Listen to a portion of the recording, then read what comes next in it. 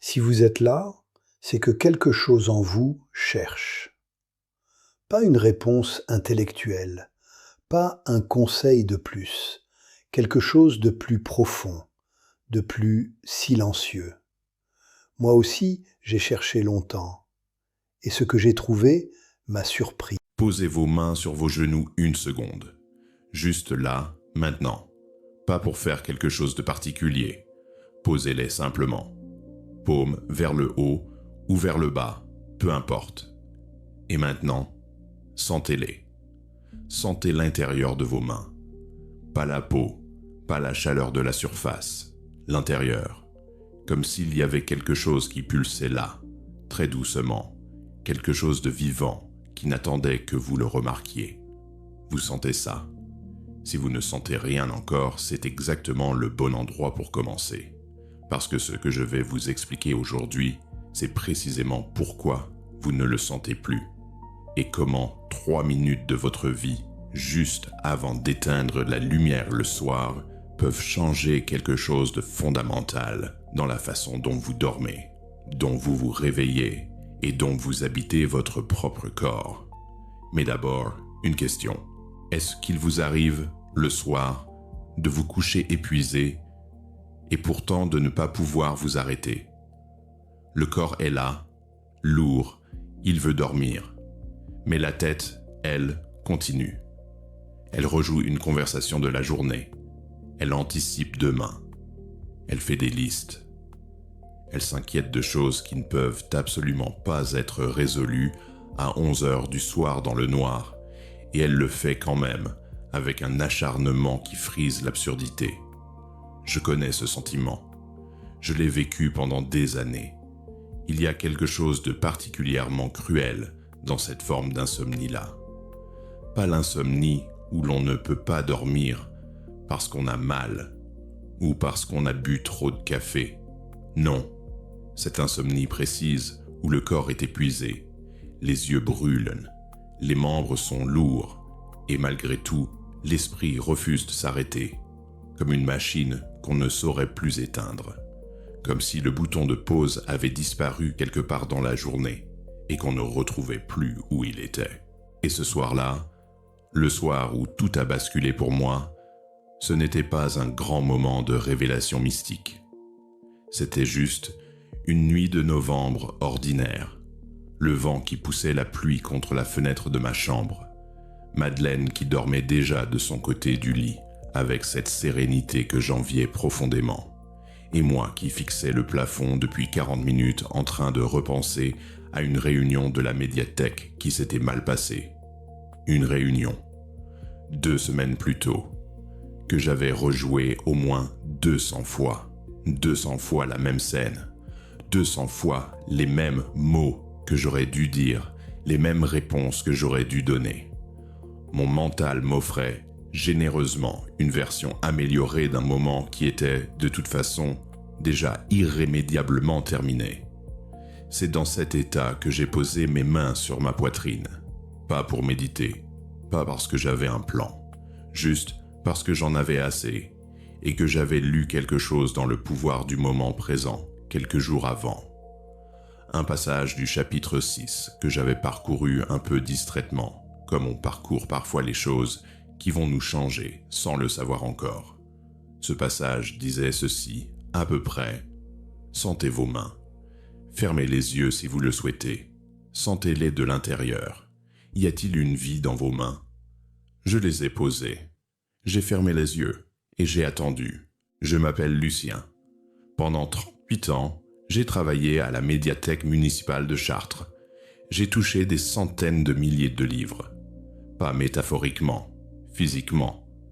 J'ai passé mes journées à tenir des volumes entre mes mains, à sentir le grain du papier, l'épaisseur des reliures, la chaleur particulière d'un livre qui a été lu et relu par des dizaines de lecteurs avant d'arriver entre mes doigts. Mes mains connaissaient les livres mieux que ma mémoire ne le faisait.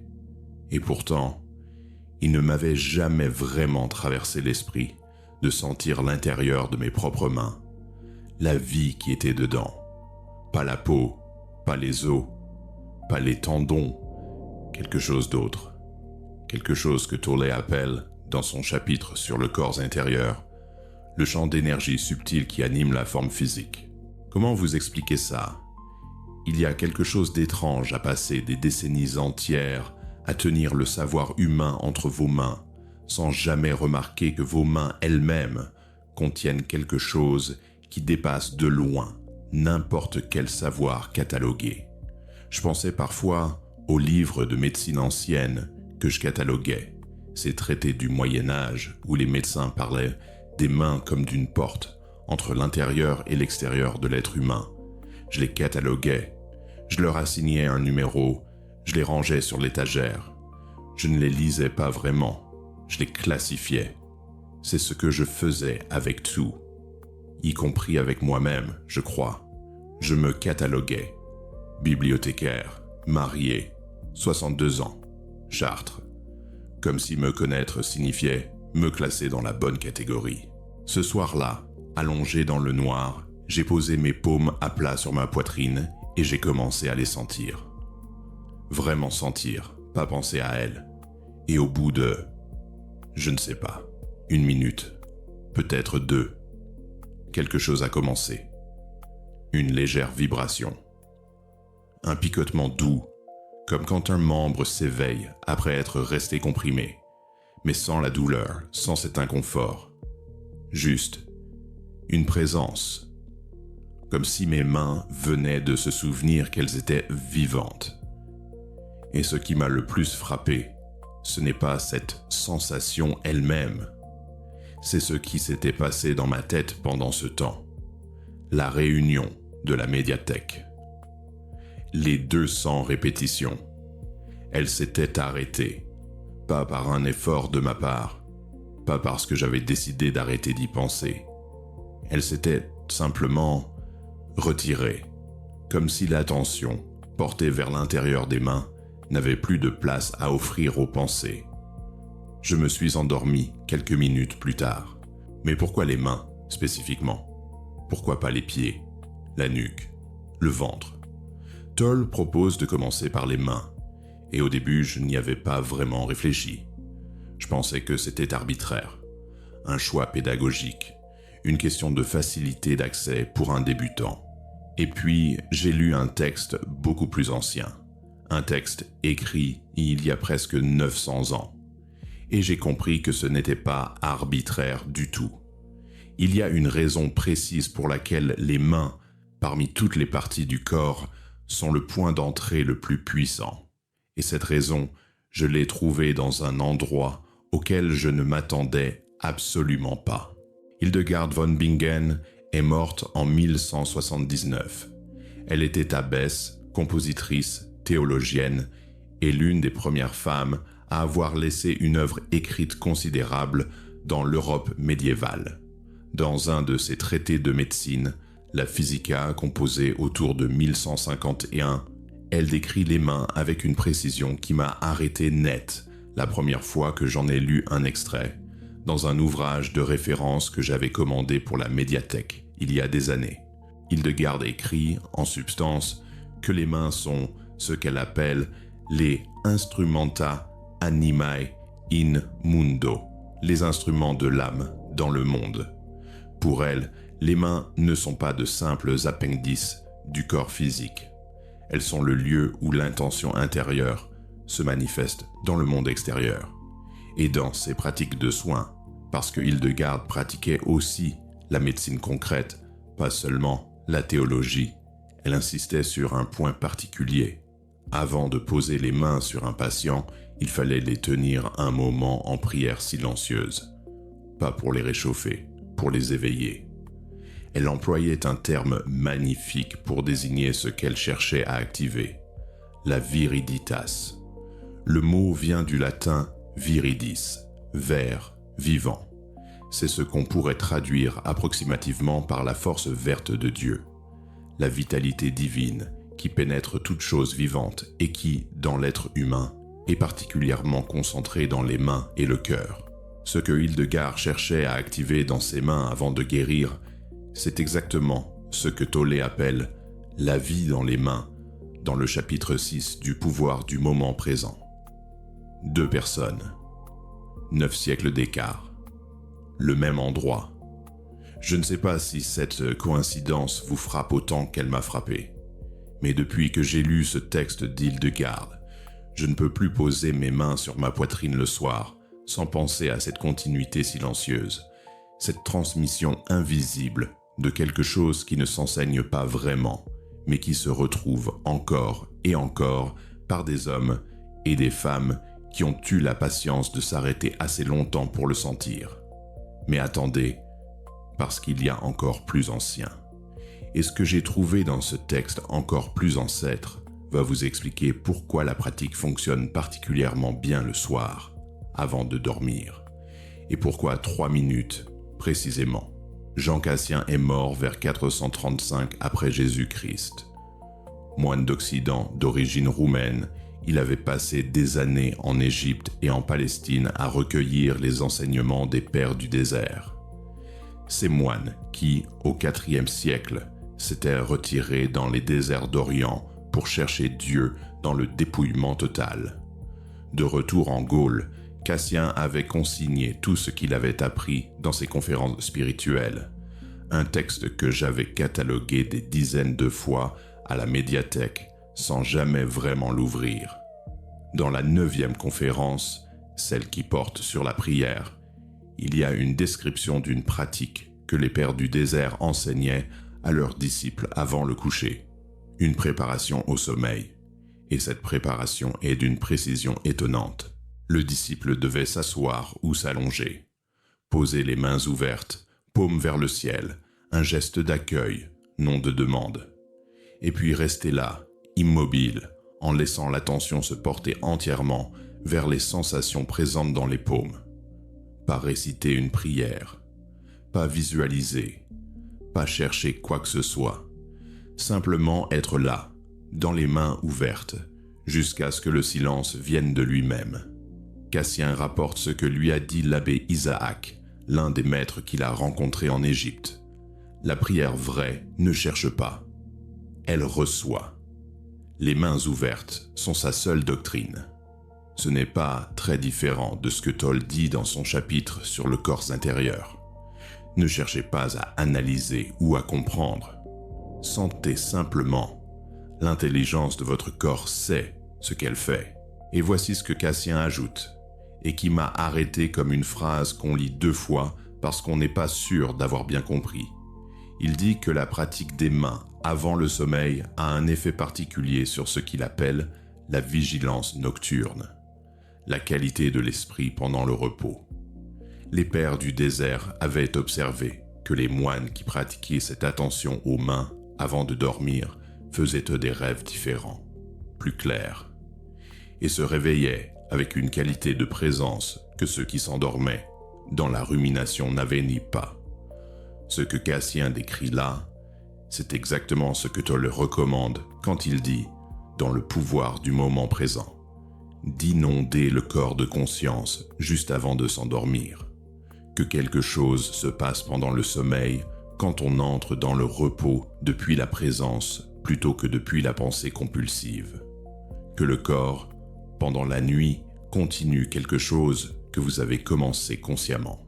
Et là, je dois vous dire ce qui se passe dans ces 3 minutes, ce qui se passe vraiment, pas l'explication théorique, la réalité concrète, sensorielle, ce que vous pouvez vous attendre à ressentir si vous essayez ce soir, parce qu'il y a un moment précis, quelque part entre 1 minute et 1 minute 30, où quelque chose d'inattendu se produit, quelque chose que je n'avais pas vu venir la première fois et que je n'arrive toujours pas tout à fait à nommer correctement après des mois de pratique. La première chose qui se passe, dans les 30 premières secondes environ, c'est rien, ou presque. Vous posez les mains, vous sentez la chaleur, peut-être la texture du tissu sous vos paumes si vous êtes allongé. Votre mental continue de tourner, probablement. Il pense à demain, il repense à aujourd'hui, il se demande si cette technique va vraiment marcher ou si vous perdez votre temps. C'est normal, c'est exactement ça qui est censé se passer au début. Toll le dit explicitement dans le chapitre 6. L'esprit résistera, Ce n'est pas parce que vous faites quelque chose de mal, c'est parce que l'esprit craint sa propre dissolution dans la présence. Cette phrase m'avait beaucoup frappé la première fois. L'esprit craint sa propre dissolution. Pas parce qu'il souffre, mais parce que, dans le silence, il cesse d'être le centre de tout. Et il n'est pas habitué à ça. L'esprit que nous avons passé toute notre vie à nourrir, à satisfaire, à suivre comme un guide infaillible. Il n'aime pas qu'on lui retire la parole. Et le passage vers les mains lui retire précisément la parole. Donc, dans les 30 premières secondes, laissez le mental faire ce qu'il fait. Ne le combattez pas. Ne vous impatientez pas. Portez simplement votre attention vers l'intérieur de vos mains. Pas sur elles, dans elles.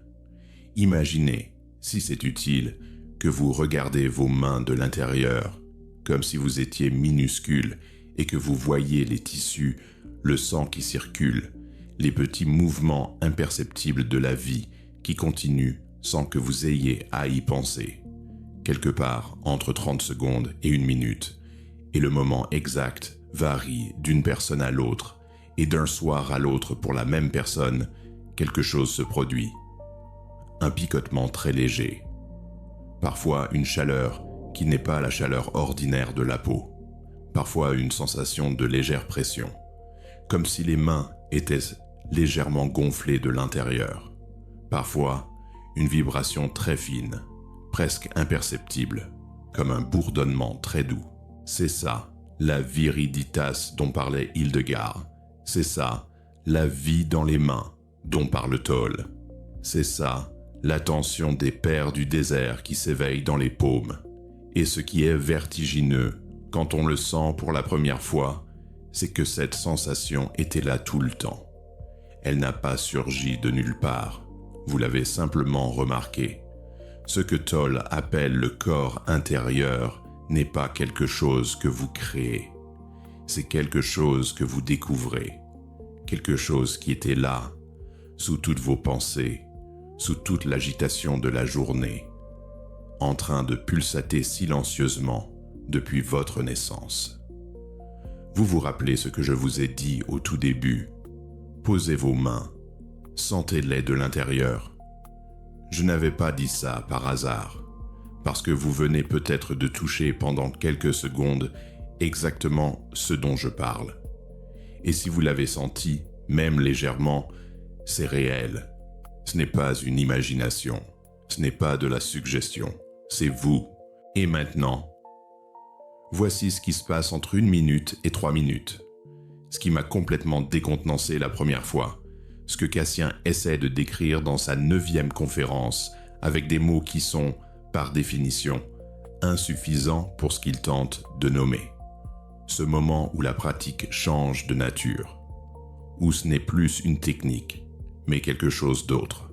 Entre 1 minute et 3 minutes, si vous continuez à sentir l'intérieur de vos mains, sans chercher à analyser, sans essayer de forcer quoi que ce soit, quelque chose commence à se propager, comme une onde, ou comme la chaleur qui s'étend depuis un endroit précis. La présence que vous avez d'abord sentie dans vos paumes commence à se répandre, dans les poignets, dans les avant-bras, parfois jusqu'aux épaules.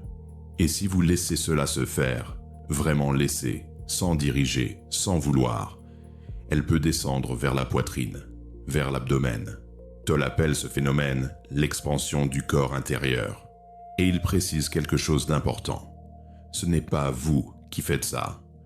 Vous créez juste les conditions pour que cela se fasse. Comme ouvrir une fenêtre ne crée pas le vent, mais le laisse entrer. Et pendant ce temps, vos pensées. C'est là que quelque chose d'étrange se produit. Vos pensées ne disparaissent pas. Du moins pas au sens où vous cesseriez complètement d'en avoir. Mais elles changent de nature. Elles deviennent plus légères, moins urgentes. Elles passent comme des nuages dans un ciel qui, lui, ne bouge pas. La réunion qui m'obsédait ce soir-là de novembre. Elle était encore là, quelque part dans ma périphérie mentale. Mais elle n'avait plus le même poids, plus la même emprise.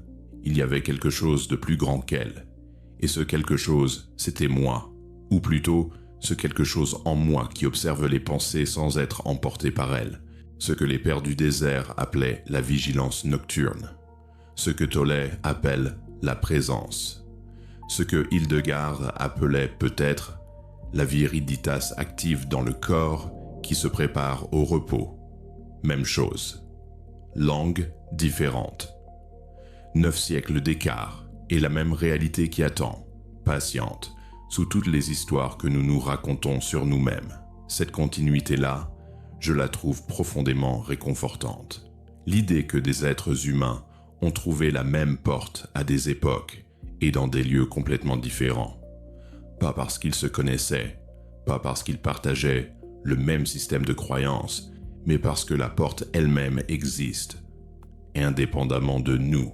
Et là, et j'aurais dû vous dire ça dès le début, il y a quelque chose que Tolle mentionne dans le pouvoir du moment présent, et que presque personne ne remarque parce que ça vient au milieu d'un paragraphe dense, sans être souligné, sans être mis en avant.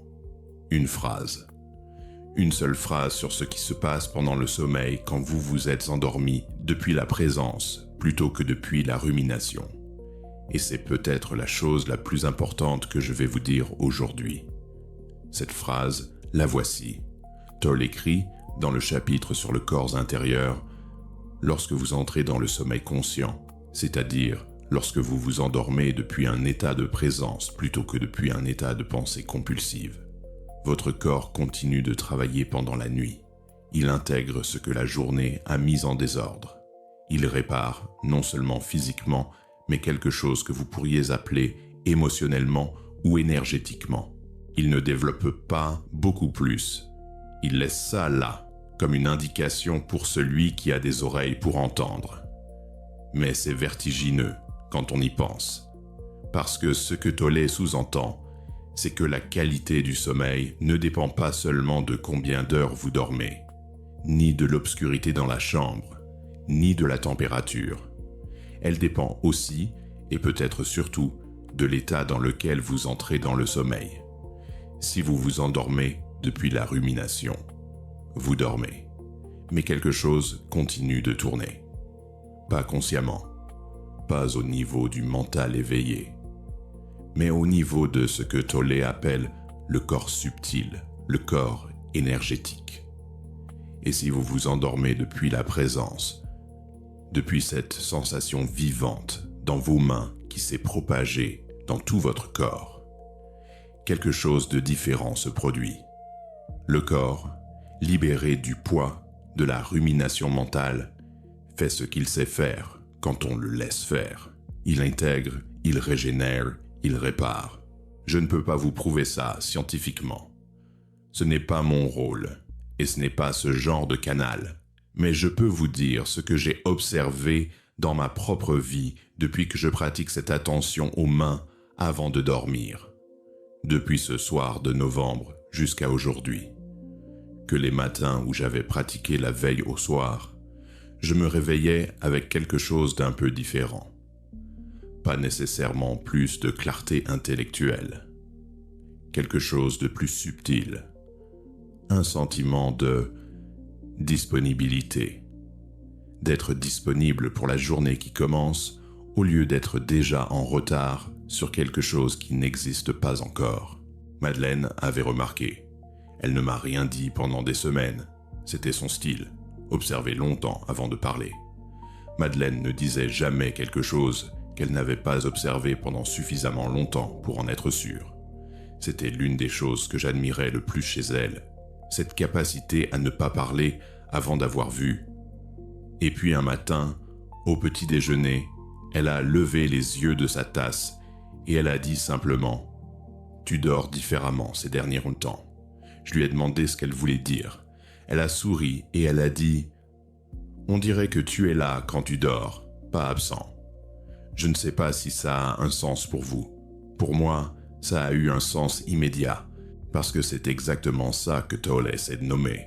Pas une technique pour mieux dormir, au sens où on élimine les insomnies, où on s'assure 8 heures de sommeil.